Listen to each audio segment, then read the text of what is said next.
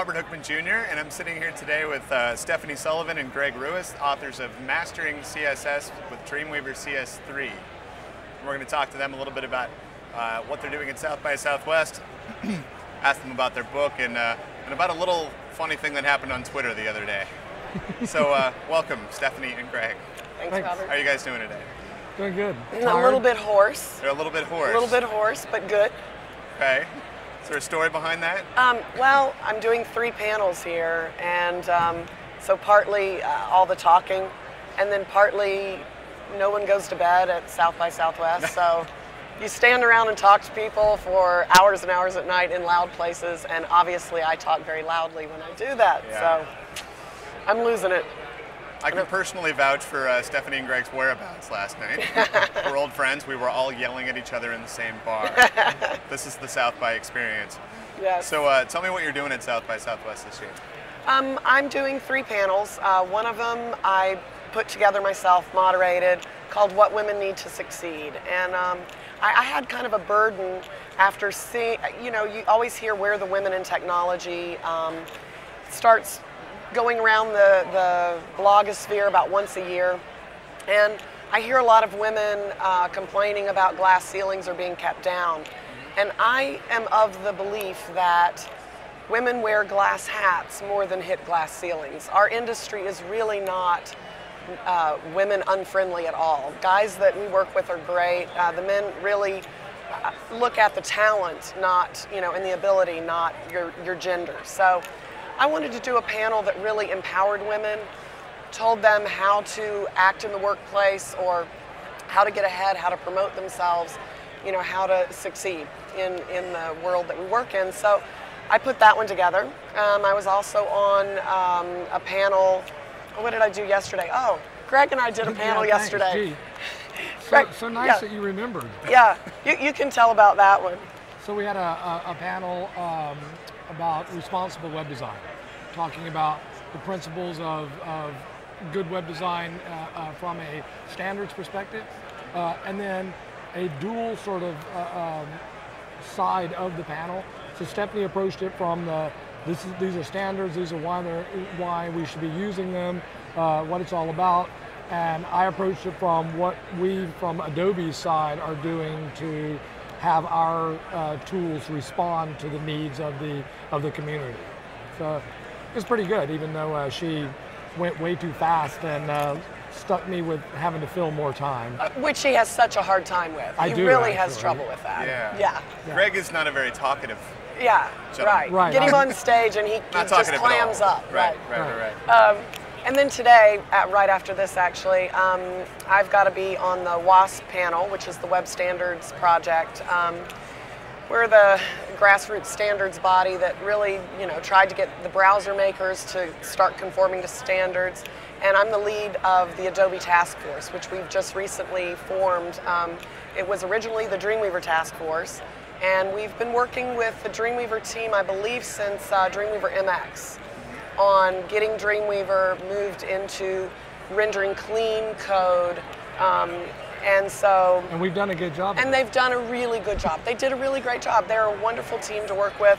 The engineers are great, and Adobe really gets the standard thing. So we are now so many products output to the web anymore.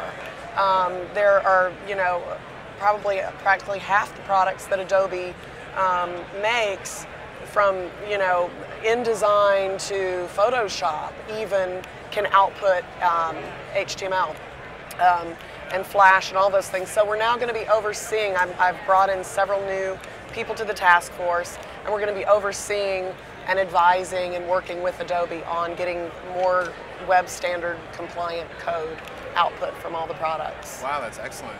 Yeah. That'll be a great project. A couple minutes ago, you were talking about what women need to succeed, and how you were you wanted to discuss what women can do to market themselves better in the industry. Do you see any differences between how women need to market themselves versus men in the web industry? Not necessarily that they need to do it differently, but that they need to do it. Men don't have a problem with, putting a blog post up, getting beat up about something they say in a differing opinion. A lot of women have trouble with that, and maybe some men do, but the world they grow up in is very competitive. and they don't have trouble if they came up with a new technique or found a way around something to go, hey dude, look at me, I rock, I did this thing. Think of the locker room mentality, They might even exaggerate a little bit. I know you've never done that either of you. Locker room mentality. Men by nature, and I'm talking in generalities here. Slapping each other with towels. Right, exactly. We do that. There's a web design war room where all the guys hang out. But the 80-20 principle says that this is what the majority of women struggle with, these things. Some women do it by nature. Some men don't do it by nature. But the majority women have trouble promoting themselves. Women want to do something great and have people come to them and go, gosh, that was amazing. You did such a good job. Let me give you a promotion.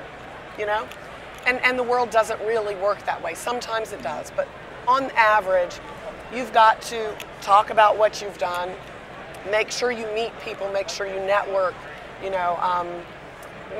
write a blog, and someone is going to disagree.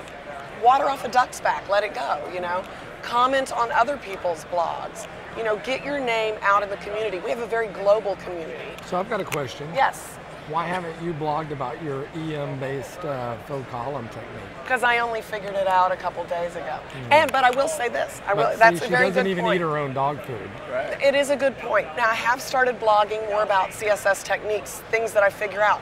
But to be honest, as a woman, I am really busy lately. I mean, I am also juggling kids and my own business and writing and traveling and speaking, and so it's tough from that standpoint. But I have struggled with something myself in that because I don't have time to read a lot of other blogs, I'll come up with a technique or something creative and I'll be like, oh, that was a great technique. But I won't necessarily blog it because, well, somebody else has probably already figured it out 3 years ago, and everybody but me does it. You know what I mean? Right. So you second guess yourself and you judge. The question is, if somebody had already figured it out, then you would have already heard about it, and therefore we wouldn't even be having the conversation.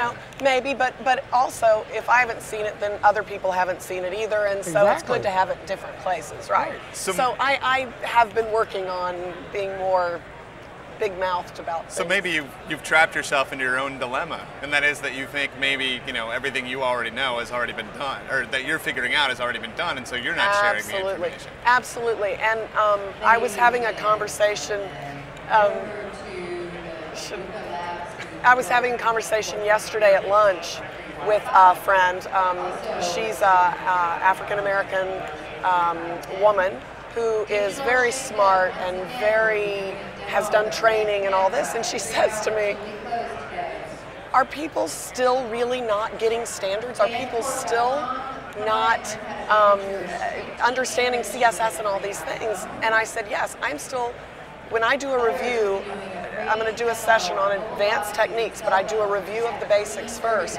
I have so many people come up to me and say, oh, I just got positioning, or now I understand the box model, thank you. There's still so much that people don't understand. So many people getting into CSS or learning about standards or accessibility that we do have to keep blogging it and keep talking about it, even though it feels like, because I know what everybody does,